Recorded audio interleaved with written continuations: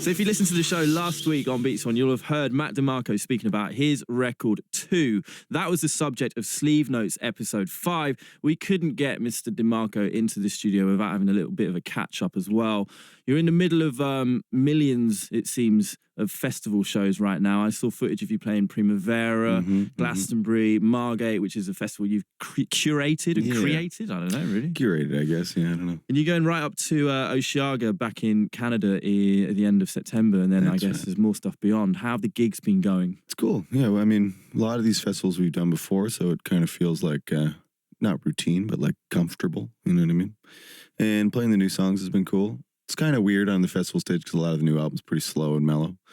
But I kind of like that. It's like, well, try this one out. And everyone's kind of like, what's going on? You know? Can you see that in the audience? Can you see people visibly being like, what? I mean, especially at festivals where not everybody is like, perhaps there's a lot of people that don't really know my music that well, and we come out and play like a song like Here Comes the Cowboy for 7 minutes, and they're like, what? Like, what is this crap? I like that reaction. You know what I mean? Like, I want you cooking up something good. Yeah, exactly. But then you do that as well. We'll do it. We please. We aim to please. You know that story about you watching Tame side stage at Coachella? Yeah. Who is it who appears? Is that true, that story? Clint Eastwood. It's true. Did that actually happen? He was gripping the handrail like, ooh, with his Clint Eastwood look, watching him. It was cool. Do you ever glance over when you're playing and just spot someone who's massive, like Springsteen or someone else who's on the bill, for instance? Sometimes. I usually miss it. My girlfriend's the one that sees people.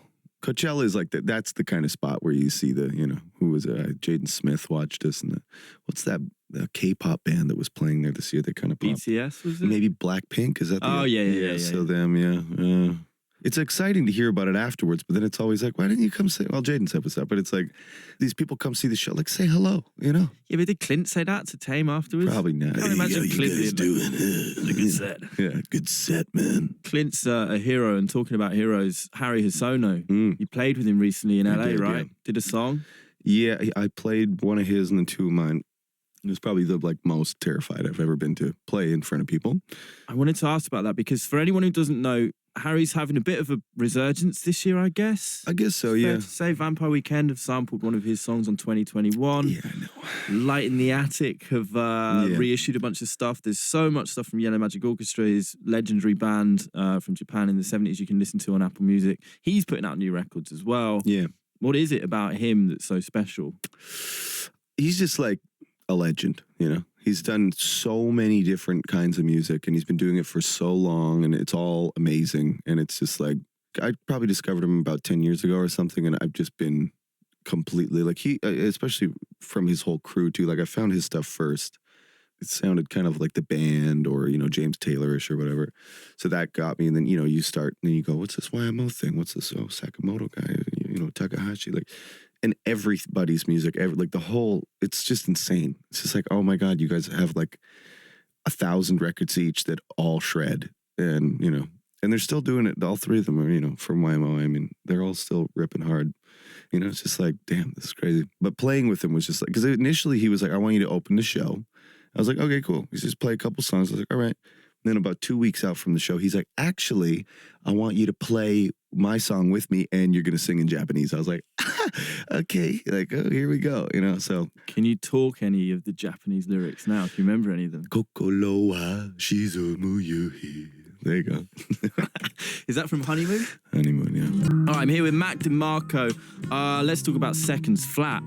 Oh, I did my research, man. I did my research. Nice. What is Seconds Flat? We're the new greatest band of all time. It's Kieran J. Callanan and I.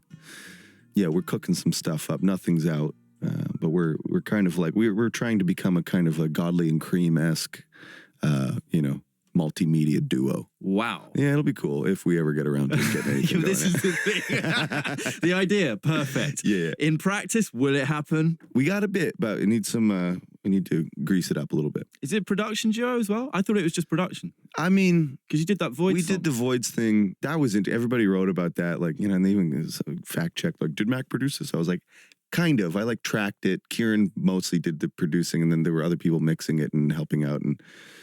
And then they were just like, Mac DeMarco produced it, so whatever. But yeah, the Voice guys are sweet, and that was fun working with them. But yeah, you know, you do something like that with you know, a band, and obviously Kieran's like, we need a name, mate, and I was like, okay, let's go. In the Voids thing, who approached who? Because that's Julian Casablancas' band, you know, big deal. Yeah, I've known those guys for a long time now.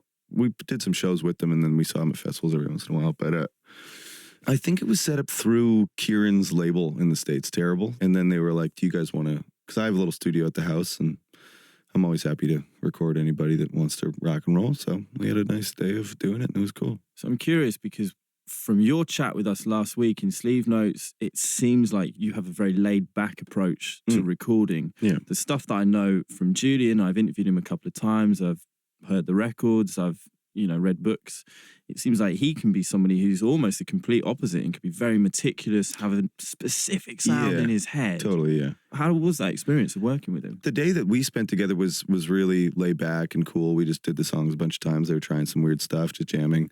And then I think the meticulous part maybe happened afterwards. So, but I wasn't around for that bit of it. Did you just do that one song, or is there more stuff? Maybe There's a couple tracks. I don't know. The one that came out is probably the only one that got like completely rounded up and finished. But yeah, we did a bunch of stuff that day. It was cool. Your own music, Here Comes the Cowboy's been out for a couple of months now. Now that you've had a little bit of clear time, you know, after the reviews and after people have divulged it a little bit, are you able to separate yourself from it a little bit and look and think, yeah, I'm proud of this record, or is it still too close? I haven't really thought about it. I don't read any of the reviews or anything like that, and not really on the internet that much anymore, so it's out there, you know. I'm having fun playing the songs, but that's kind of as far as it goes for me, you know. Did the Mitski thing, because that kind of blew up in a really weird way, did that have an impact on you deciding to not look at what people were writing about you? Not really. I mean, I deleted my stuff a little bit earlier. I kind of, you know, that was confusing to me. She was really sweet. I was texting with her last night, actually. But yeah, it was just like, really, guys? Like, you're going to go, like, this is what we're going to do? Like, this is crazy, you know? It's kind of weird how things like that can suddenly become the story of the album. I imagine that's extremely frustrating. Yeah. I can't be bothered. I don't care. But yeah, I mean, it's, you know, look at the world we're in today. It was, you know, people just want to have a go. And they did, and that's fine. You know, if I made somebody satisfied or got their anger quota on or something, that's fine. But it's like, really, it was just flabbergasting me. People were like, Max trolling this. It's like, no, why would I do that? Like, come on, you know? But she was sweet about it, and I'm thankful for that. And it was, you know. I feel like we can all move on from that now. Well, now I know, you know, I talked to her a little bit, and she seems really cool. And hopefully, I think we're playing some festivals together in the next couple months. So yeah, nice. Hopefully, I get a new homie out of the experience. Oh, that's great. You have more new tunes on the go as well. I know you're extremely busy right now for the rest of 2019. Yeah, I have a concept for a record that that's as far as I'm gonna. But I got some stuff cooking up. Yeah. Have you had that before, where you've come up with the idea so far in advance? Yeah, but it's not a musical well, kind of. You'll see. It might not be my record, let's put it that way. Maybe it could be with Kieran J. Callanan. Not this time, but Seconds Flat. That's on the pipeline too. Yeah. All right, well, whatever it will be, it's going to be exciting. Matt DeMarco, thank you very much for chatting to us. Let's play Nobody from the new record. Sounds good.